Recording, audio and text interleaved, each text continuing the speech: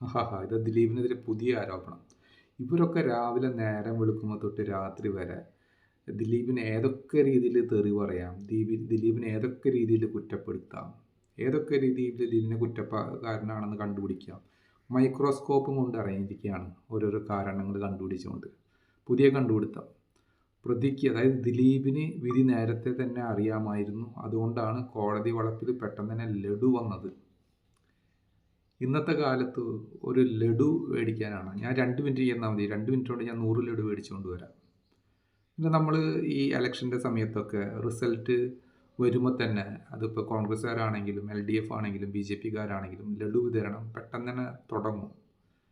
പിന്നെ നമ്മൾ world cup അല്ലെങ്കിൽ IPL മാച്ചിലൊക്കെ ഞാനപ്പോൾ IPL നടക്കുമ്പോൾ ഞാൻ ബാംഗ്ലൂരായിരുന്നു.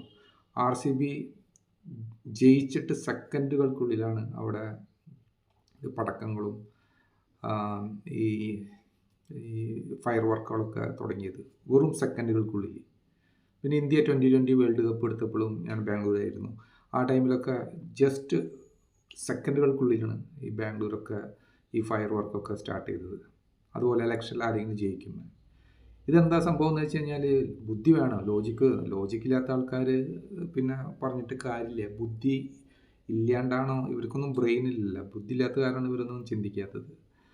നമ്മളൊരു ഒരു സ്പോർട്സിലാണെങ്കിലും അതിപ്പോൾ കോടതി വിധിയാണെങ്കിലും ഇലക്ഷനാണെങ്കിലും നമുക്കൊരു വിജയപ്രതീക്ഷ ഒരു അറ്റ്ലീസ്റ്റ് 50% ഉള്ള ആൾക്കാർ ഇതൊക്കെ മുൻകൂട്ടി കരുതി വയ്ക്കും. അവർക്കൊരു 50% വിജയപ്രതീക്ഷ ഉള്ള ആൾക്കാർക്ക് ഇത് മുൻകൂട്ടി കരുതി വയ്ക്കും. അപ്പോൾ ദിലീപിന് 50%വും അതിൽ കൂടുതൽ വിജയപ്രതീക്ഷ ഉണ്ടായി കാണും. കാരണം പുള്ളിക്കറിയാലോ പുള്ളി നിരപരാധിയാണെന്നുള്ളത്. നമ്മൾ നിരപരാധിയാണെന്നുള്ള ഒരു തോന്നലുകൊണ്ട് നമുക്ക് 100% കോൺഫിഡൻറ്റ് ഉണ്ടാവും വിധി വരുന്നതിനേക്കാളും മുമ്പ് ഈ ലഡുവോ അല്ലെങ്കിൽ കേക്കോ ഓർഡർ ചെയ്ത് വയ്ക്കാൻ. ഇത് അറിയാഞ്ഞിട്ടാണോ അല്ലെങ്കിൽ ദിലീപിനെതിരെ എന്തെങ്കിലും കുറ്റം പറയണ്ടതെന്ന് വെച്ച് നടക്കുന്നതാണോ എന്നറിയില്ല. എന്തെങ്കിലും കാരണം ദിലീപിനെതിരെ പറഞ്ഞല്ലേ പറ്റൂ.